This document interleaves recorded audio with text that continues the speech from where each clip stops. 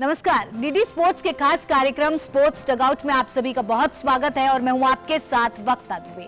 आज हम आपके लिए लेकर आए हैं खेल जगत की बड़ी सुर्खियां, अहम खबरें और दिन भर की खास रिपोर्ट के साथ साथ आपको आपके पसंदीदा खिलाड़ियों की दिलचस्प कहानियां भी दिखाएंगे। साथ ही साथ आपको सोशल मीडिया की चर्चाएं और खेल इतिहास से जुड़े सुनहरे पन्नों की झलकियां भी दिखाएंगे। तो बने रहिए हमारे साथ, क्योंकि स्पोर्ट्स डगआउट में खेल की दुनिया का हर रंग, हर जज्बा सिर्फ आपके लिए।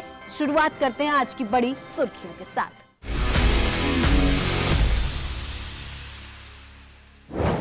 European football transfer window 2025-26 record, drama और सरप्राइज। एशिया कप से पहले विराट कोहली को बीसीसीआई की विशेष छूट। US open pre quarter final में पहुंचे यूकी भांवरी, माइकल वीनस। भारत और नाइजीरिया के बीच कॉमनवेल्थ गेम्स 2030 की मेजबानी की जंग। लवलीना निखत करेंगे भारत की अगुवाई वर्ल्ड बॉक्सिंग चैंपियनशिप में। तो चलिए स्पोर्ट्स डगआउट की शुरुआत करते हैं इस वक्त की सबसे बड़ी खबर के साथ। फुटबॉल की दुनिया में इस बार का समर ट्रांसफर विंडो किसी ब्लॉकबस्टर फिल्म से कम नहीं रहा। रिकॉर्ड, ड्रामा और सरप्राइज ने फैंस को स्क्रीन से नजरें मानो हटाने ही नहीं दी हैं।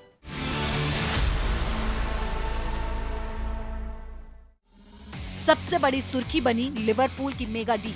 125 मिलियन पाउंड में अलेक्जेंडर इसाक की साइनिंग। ये ब्रिटिश फुटबॉल का अब तक का सबसे महंगा ट्रांसफर साबित हुआ।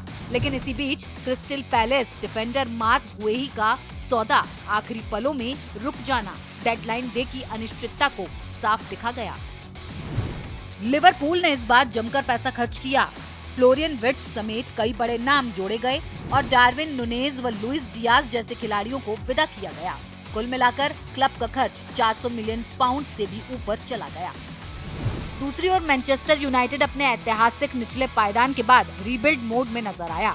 मथियस कुन्हा और बेंजामिन सेस्को जैसे खिलाड़ियों को लाकर टीम को एक नए सिरे से खड़ी करने की कोशिश की। चेल्सी ने इस बार कम शोर मचाया, लेकिन स्मार्ट साइनिंग्स की। वहीं एसी मिलान ने अनुभव और युवा जोश का संतुलन बनाया, लुका मोड्रिच और एनकुंक जैसे सितारों के साथ। स्पेन में रियल मैड्रिड ने भविष्य को ध्यान में रखकर कदम उठाए, जबकि बार्सिलोना शांत रहा और टोटेनहम ने बिना सुर्खियों में आए एक मजबूत स्क्वाड तैयार कर ली। आखिरकार इस ट्रांसफर विंडो ने साबित कर दिया कि फुटबॉल मैदान पर ही नहीं, ट्रांसफर मार्केट में भी उतना ही रोमांचक है। ये सिर्फ सौदे नहीं थे, बल्कि कहानियां थीं, जिन्होंने फैंस को हर पल बांधे रखा।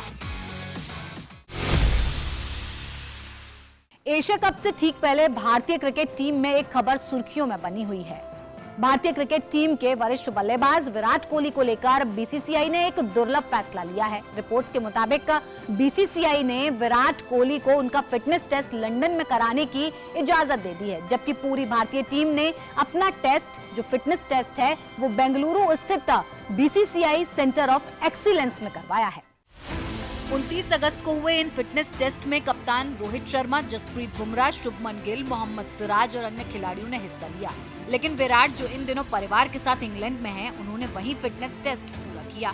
बीसीसीआई की फिजियो और स्ट्रेंथ कंडीशनिंग टीम ने उनकी रिपोर्ट सीधे बोर्ड को सौंपी। गौरतलब है कि कोहली ने टी20 और टेस्ट क्रिकेट से संन्यास ले लिया है और अब सिर्फ वनडे खेलते हैं। उम्मीद है कि वो अक्टूबर-नवंबर में ऑस्ट्रेलिया के खिलाफ वनडे सीरीज में टीम का हिस्सा होंगे। फिटनेस टेस्ट में शामिल खिलाड़ियों में हार्दिक पांड्या, कुलदीप यादव, मोहम्मद शमी और संजू सैमसन भी रहे। वहीं ऋतुराज गायकवाड़, अभिषेक शर्मा और रिंकू सिंह जैसे नए खिलाड़ी भी जांचे गए। सितंबर में फिटनेस टेस्ट का दूसरा चरण होगा, जिसमें केएल राहुल, रविंद्र जडेजा, ऋषभ पंत और नीतीश रेड्डी जैसे खिलाड़ी शामिल होंगे, जो फिलहाल रिहैब या रिटर्न टू प्ले स्टेज में है। पिछले कुछ सालों में चोटों और खिलाड़ियों के वर्कलोड को देखते हुए बीसीसीआई ने फिटनेस प्रोटोकॉल्स को और सख्त किया है। अब किसी भी बड़ी सीरीज या टूर्नामेंट से पहले अनिवार्य फिटनेस क्लियरेंस नियम बन चुका है, ताकि आखिरी वक्त पर खिलाड़ियों की अनुपस्थिति से टीम को झटका न लगे और खिलाड़ी शारीरिक रूप से पूरी तरह तैयार रहे।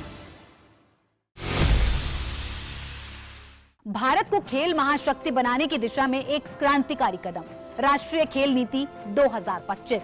इसे प्रधानमंत्री नरेंद्र मोदी ने देश की युवा शक्ति और खेल प्रतिभा को समर्पित किया है। ये नीति सिर्फ खेल को नहीं, बल्कि देश के हर कोने और समाज को छूने वाली है।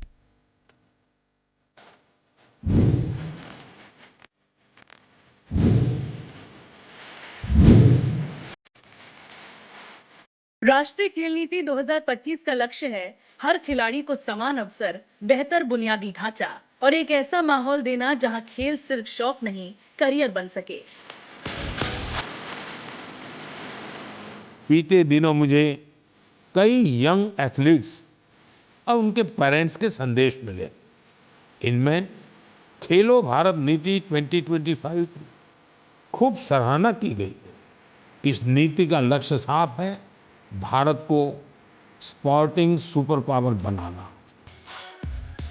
राष्ट्रीय खेल नीति 2025 5 मजबूत आधारों पर खड़ी है, जो भारत को वैश्विक खेल शक्ति बनाने की दिशा में आगे बढ़ाते हैं। ग्लोबल स्पोर्ट्स स्टेज पर मजबूती, भारत को ओलंपिक और अंतर्राष्ट्रीय मंचों पर शीर्ष पायदान तक पहुंचाना। आधार 2, इकोनॉमी डेवलपमेंट के लिए स्पोर्ट्स इंडस्ट्री के जरिए रोजगार, इंफ्रास्ट्रक्चर और टूरिज्म को बढ़ावा देना। आधार 3, सामाजिक विकास के लिए स्पोर्ट्स, समावेशी समाज के निर्माण में खेलों की भूमिका को सशक्त करना। आधार 4, लोगों के व्यक्तिगत विकास के लिए स्पोर्ट्स, आत्मविश्वास, फिटनेस और नेतृत्व गुणों को बढ़ावा देना। आधार 5, शिक्षा के साथ खेल को जोड़ना, खेल को शिक्षा का हिस्सा बनाकर समग्र विकास को बढ़ावा देना। ये नीति हर वर्ग, हर क्षेत्र और हर उम्र के लोगों को खेल के जरिए जोड़ने का संकल्प है। मैं प्रधानमंत्री जी को और हमारे देश को बहुत ही शुभकामनाएं देना चाहूँगा, क्योंकि इस नीति से पहले भी बहुत काम हो चुका है। 11 साल में सिर्फ काम एंड बढ़ावत ही देखी है मैंने स्पोर्ट में एंड इस फील्ड में, स्पोर्ट्स की फील्ड में। एंड इस नीति के आने के बाद मैं सिर्फ यही समझ सकता हूँ कि ये सिर्फ प्रोग्रेस की तरफ और तरक्की की तरफ ही लेते हुए जाएगा इस स्पोर्ट्स को, हमारे स्पोर्ट्स कल्चर को इंडिया में। ऐसी लीग्स स्टार्ट कर दिए, लीग प्रोग्राम स्टार्ट कर दिए ताकि लोगों को कंपटीशन मिले एक बड़े ग्रास रूट लेवल पे। इंफ्रास्ट्रक्चर को बढ़ा दिया गया है। इंफ्रास्ट्रक्चर बढ़ाने का मतलब क्या हुआ? इंफ्रास्ट्रक्चर बढ़ाने का मतलब ये हुआ कि जहाँ पे पहले स्पोर्ट्स पहुँच ही नहीं रहा था, ट्राइबल एरियाज में, नॉर्थ ईस्ट में, जम्मू एंड कश्मीर तक में स्पोर्ट्स फैसिलिटीज़ आने लग गई हैं जहाँ पे पहले स्पोर्ट्स कभी पहुँचा ही नहीं था। तो ऐसी इंफ्रास्ट्रक्चर को बढ़ावा इसे कहते हैं। वाटर गेम्स, ट्राइबल गेम्स, खेलो इंडिया स्कूल गेम्स, ऐसे ग्राउंड रूट लेवल पे स्पोर्ट्स के बारे में इंकरेजमेंट जब मिलेगी तो अपने आप ही देश बढ़ता चले जाएगा स्पोर्ट्स की तरफ, स्पोर्ट्स के एक्सीलेंस की तरफ। नई नीति का बड़ा फोकस दिव्यांग खिलाड़ियों, महिला खिलाड़ियों और ग्रामीण प्रतिभाओं को आगे लाने पर है। डेफिनेटली बहुत ज़्यादा पुश मिलेगा, नॉट इवन सिर्फ शूटिंग को ही, जितने भी स्पोर्ट्स हैं, जितने भी एथलीट्स हैं, सबको एक अगर नया इंफ्रास्ट्रक्चर मिलेगा, नई स्पोर्ट्स साइंस टीम मिलेंगी, नए कोचेज़ मिलेंगे जो हमें इंटरनेशनल प्रोवाइड होते थे, उनसे बेटर कोचेज़ अगर हमें इंडिया में मिलेंगे, जो कि होपफुली स्कीम से, इस योजना से आएंगे, तो डेफिनेटली इसमें अच्छा ही होगा। इसमें कोई बहुत ही अच्छा होगा। आगे जाके नए स्पोर्ट्स भी जुड़ेंगे इसमें, जो कि जैसे मलखम्ब वगैरह हो गए, इंडिया के कुछ स्पोर्ट्स हो गए जो इतना पॉपुलर नहीं हो पा रहे हैं बाहर, वो इंडिया में ही उनके नए इंफ्रास्ट्रक्चर जब खुलेंगे तो वो अच्छी ट्रेनिंग होगी और पुश मिलेगा उसमें। खिलाड़ियों की व्यक्तिगत तरक्की, आत्मनिर्भरता और मानसिक मजबूती इस नीति के 3 अहम स्तंभ है। इससे जो ये नई खेल नीति आई है, इससे खिलाड़ी को डायरेक्ट विकास करने का मौका मिलेगा। उसे किसी के ऊपर निर्भर नहीं रहना पड़ेगा, उसे किसी तरीके की बंदिशों में नहीं रहना पड़ेगा। वो सिर्फ अपनी मेहनत के बल पर खुद को साबित कर सकता है और उसे उसकी तरक्की में सरकार का पूरा सहयोग रहेगा प्रत्यक्ष रूप से। नीति का सबसे बड़ा फोकस खिलाड़ी सबसे पहले की सोच पर आधारित है। एथलीट का ही प्रॉफिट है, हर एक चीज में एथलीट को फायदा होगा। मतलब कुछ भी उठा के देख लीजिए आप, इंफ्रास्ट्रक्चर देख लीजिए, स्पोर्ट्स साइंस देख लीजिए, कुछ भी देख लीजिए, इसमें एथलीट का ही फायदा है। इस नीति से भारत के ओलंपिक मिशन 2036 को भी नई ऊर्जा मिलेगी। इंडिया के अंदर एक जो खेल का बूस्ट वो हमें देखने को मिलेगा, और कहीं ना कहीं अगर ओलंपिक 36 में होता है तो बिल्कुल जहाँ बच्चे तैयार होते हैं स्कूल लेवल पे, वहाँ भी हमें स्पोर्ट्स अच्छा बेहतर मिलेगा। और शायद मेरे हिसाब से बहुत जरूरी है इंडिया को खेल में और आगे बढ़ाने के लिए। और अगर ऐसी ही स्पोर्ट्स नीति आती रही और सरकार खिलाड़ियों का साथ देती रही तो शायद हम बहुत जल्द टॉप 5 में नहीं, टॉप 3 में देश को लेके आएंगे खेल के अंदर। राष्ट्रीय खेल नीति 2025 सिर्फ एक दस्तावेज नहीं, भारत की खेल क्रांति का घोषणा पत्र है। अब बारी है हर भारतीय को खेल के जीवन का हिस्सा बनाने की, क्योंकि जब खिलाड़ी आगे बढ़ेगा तो देश विजयी होगा।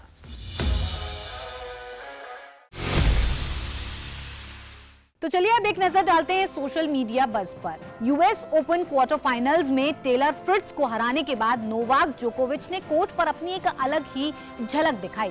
सर्बिया स्टार के पॉप डेमन हंटर्स का मशहूर सोडा पॉप डांस करके दिखाया। दरअसल ये डांस जोकोविच ने, आपको बता दें कि उनकी बेटी तारा के 8वें जन्मदिन के मौके पर किया था, जो 2 सितंबर को मनाया गया था, और इसका अंदाज सोशल मीडिया पर काफी वायरल हो रहा है।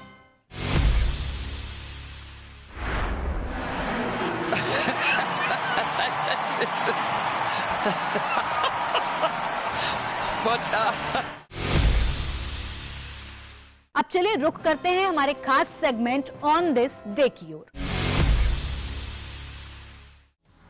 आज ही के दिन 3 सितंबर 2006 टेनिस कोर्ट पर एक सुनहरा अध्याय थम गया। ये दिन था महान खिलाड़ी आंद्रे अगासी के करियर का आखिरी मैच। यूएस ओपन के तीसरे राउंड में 8 बार के ग्रैंड स्लैम विजेता अगासी का सामना हुआ जर्मनी के 112वीं रैंकिंग वाले बेंजामिन बेकर से। 4 सेट तक चले इस मुकाबले में अगासी 7-5, 6-7, 6-4, 7-5 से हार गए। यही हार उनके शानदार करियर का अंत साबित हुई। 870 जीत और 274 हार के रिकॉर्ड के साथ और 8 ग्रैंड स्लैम खिताब अपने नाम कर अगासी टेनिस इतिहास में हमेशा याद किए जाते हैं।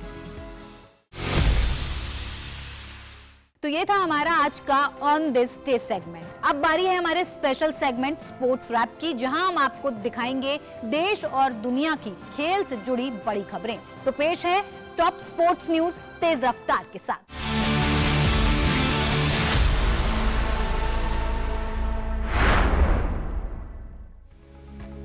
इंग्लिश फुटबॉल में ट्रांसफर मार्केट का रिकॉर्ड टूट गया है। लिवरपूल ने स्वीडिश स्ट्राइकर अलेक्जेंडर इसाक को न्यूकैसल से साइन किया है 125 मिलियन पाउंड यानी करीब 1500 करोड़ रुपए में। ये ब्रिटिश फुटबॉल का सबसे बड़ा ट्रांसफर डील है। इसाक को 6 साल का कॉन्ट्रैक्ट मिला है और वो लिवरपूल की जर्सी नंबर 9 पहनेंगे। इससे पहले ये रिकॉर्ड 2023 में चेल्सी ने एंजो फर्नांडिस को खरीद कर बनाया था।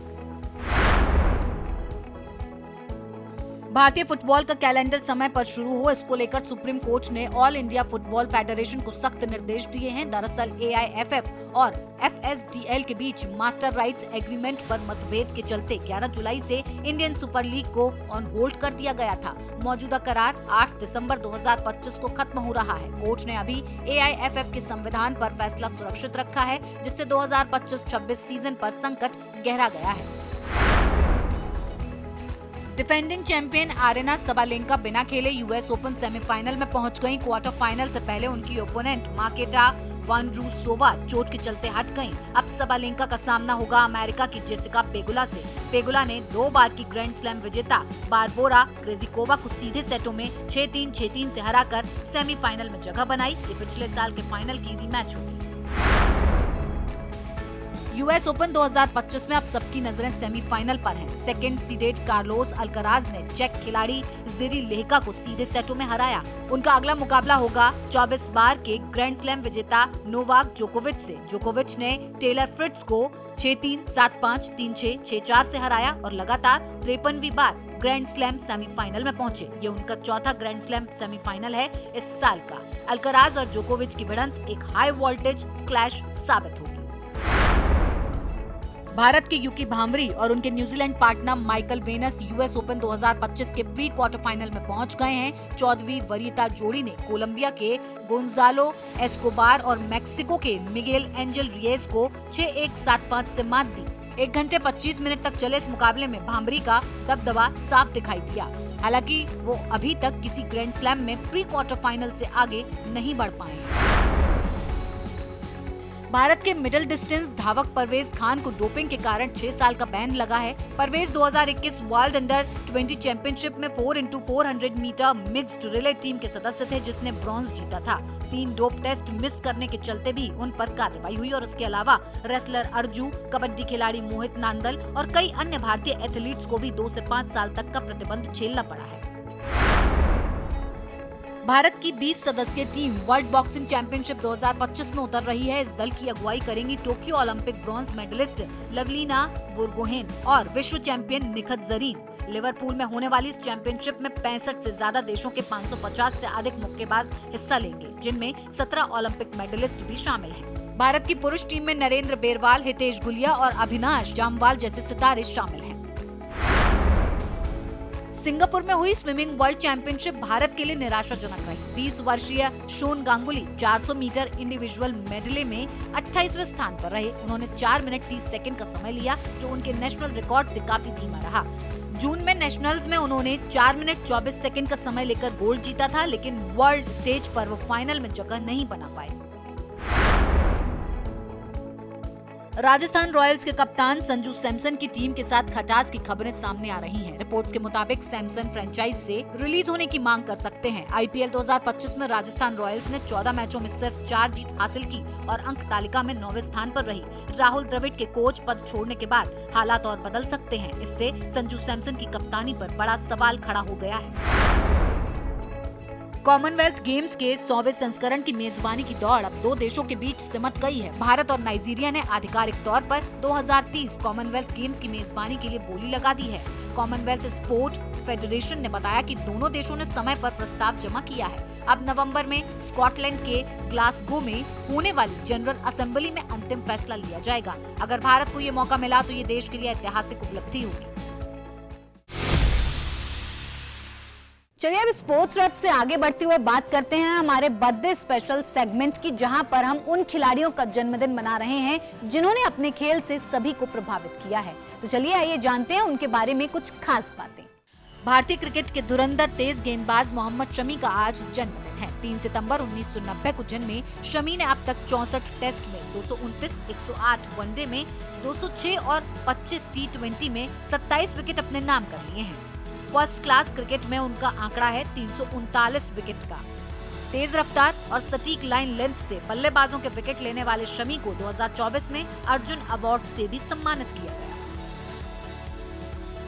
भारतीय कुश्ती का सुनहरा नाम साक्षी मलिक का जन्म 3 सितंबर 1992 को हुआ। 2016 रियो ओलंपिक में उन्होंने 58 किलो वर्ग में कांस्य पदक जीतकर इतिहास रच दिया और भारत की पहली महिला रेसलर बनी जिसने ओलंपिक मेडल जीता। उन्हें 2016 में खेल रत्न और 2017 में पद्मश्री से नवाजा गया। 2024 में टाइम मैगजीन की 100 सबसे प्रभावशाली हस्तियों में शामिल होने वाली वो पहली भारतीय पहलवान बनी। असम के पहले अर्जुन अवार्डी और एथलेटिक्स के फ्लैग बियरर भोगेश्वर बरुआ 3 सितंबर 1940 को जन्मे बरुआ ने 1966 एशियाई खेलों में 800 मीटर में स्वर्ण पदक जीता। 1970 एशियाई खेलों में 4x400 मीटर रिले में सिल्वर मेडल भी उनके नाम रहा। भारतीय एथलेटिक्स को नई पहचान देने वाले इस धावक ने कोच के तौर पर भी खेलों को नई दिशा दी। डीडी स्पोर्ट्स की तरफ से इन सभी को जन्मदिन की हार्दिक शुभकामनाएं। तो दोस्तों, स्पोर्ट्स डगआउट में आज बस मेरे साथ इतना ही, लेकिन हमारा वादा है कि खेल जगत से जुड़ी हर बड़ी और अहम खबर हम आपको दिखाएंगे सबसे भरोसेमंद और सबसे दिलचस्प अंदाज में। बने रहिए डीडी स्पोर्ट्स के साथ। अगली मुलाकात तक खेल का जुनून जगाए रखिए, जीत का जज्बा बनाए रखिए।